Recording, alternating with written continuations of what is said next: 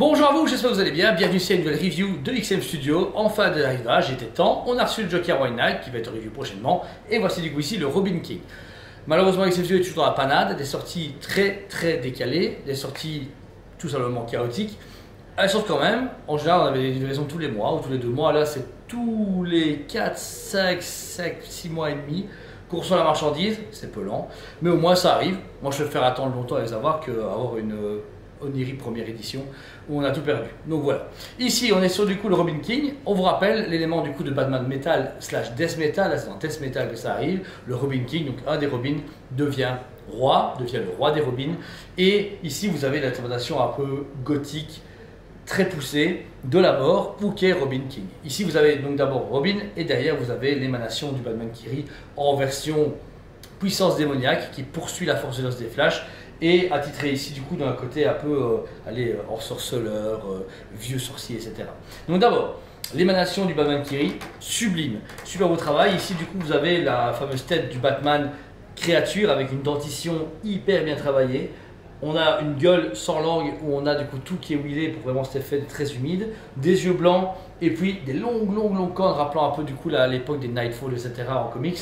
Et puis vous allez avoir tout un côté fantomatique musclé puisque on a d'abord cette aura qui ressort. Ils ont fait un brush bleuté blanc pour vraiment accentuer cette forme ombrage qui entoure du coup le Robin King. Et puis main gauche, vous avez tout un bras musclé avec des éléments un peu à la Venom et puis une main qui va accompagner le Robin très crochu, très pointu comme peut l'avoir Batman Kiri. Et la deuxième main fait pareil mais descendante. On voit ce côté accompagnant dans le sens que un peu comme dans les jeux de rôle, etc. Vous avez un compagnon fantomatique qui vous accompagne et tout. Pareil, il le surplombe, montrant qu'il a encore son roi à lui ou son chef, mais que le Robin a pris un peu de grade. Et derrière, vous avez les ailes. Alors, les ailes ne sont pas vraiment nécessaires parce que ça fait un esprit plus angélique qui appuie ce côté gothique qu'on puisse avoir. Parce que dans les comics, il est tout rachitique comme ça, mais il court après les flashs. Donc voilà. Mais franchement, magnifique. Le travail de membrane qu'on puisse avoir sur les ailes est génial. Le brush à portée est terrible. Tout repose sur un tronc énorme de fumée, mais qui va avoir des dérivés de noir intense, bleuté clair, bleuté foncé, et puis ils vont passer dans une fumée un peu plus grisâtre, très facile. Et alors, en toute sincérité, on voit que ça a été fait vite, c'est bien fait, parce qu'on dirait même que c'est la poussière qui n'a pas été passée. On voit que là, XM, ils n'ont pas le temps, ils doivent sortir des trucs, donc ils négligent un peu, mais comme c'est un aspect fumé, ils ont eu le droit de le faire. Si on peut dire ça comme ça. La fumée du coup prend appui à 2 endroits, le tronc principal dans le dos qui va descendre et puis créer le sol puisque la fumée va vraiment accompagner le Robin King en son sein.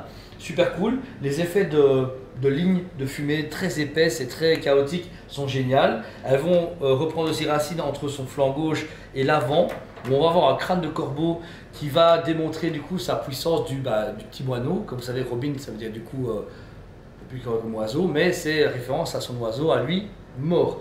Et on va le retrouver après son costume. Mais ici, alors, le crâne facile, pareil, du travail, voilà, un os un peu vieilli, ils ne sont pas trop pris la tête. Je trouve que là, on voit encore une fois qu'XM est un peu dans la panade, donc ils ont brushé en bonne journée. Après de la fumée et du crâne, vous avez des arbres tordus avec des épines qui font rappel à sa couronne à lui. Donc ils ont vraiment travaillé sur 2 temps, sur un Robin King, mais avec ces éléments, la fumée, le côté un peu magique chelou, le crâne de l'oiseau référence à lui, avec le Batman Kiri au-dessus en version Death Metal. Ils ont réussi quand même à faire une composition très intéressante. Moi j'ai jamais été fan en photo, en vrai il m'impressionne plus qu'en photo, c'est pas encore ma cam, moi j'ai les primes c'est déjà très bien. Et donc voilà, la compo est cool et puis forcément au milieu, surgissant du coup, s'appuyant comme un conquérant, vous avez le Robin King.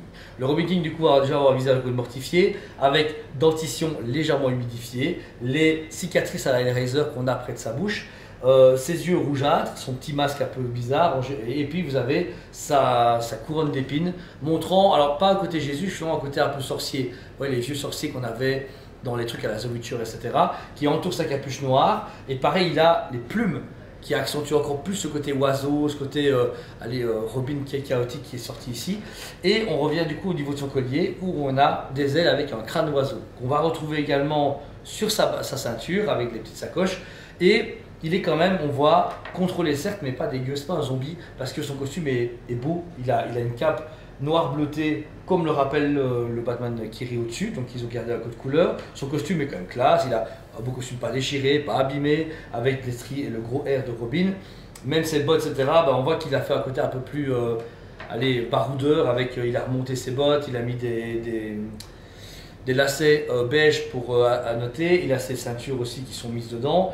Donc il y a l'idée, et même ses avant-bras, bah, on retrouve ces avant-bras un peu ninja qu'on a devant, mais par contre vous avez des griffes à la Wolverine qui montrent ce côté sacrifice, comme ils aiment bien dépecer leurs victimes, etc., et que c'est comme des Robins un peu plus violents. Ben, ils ont accepté qu'elle est plus menaçant sur le Robin en faisant ça. Et franchement, bah, la compo est cool.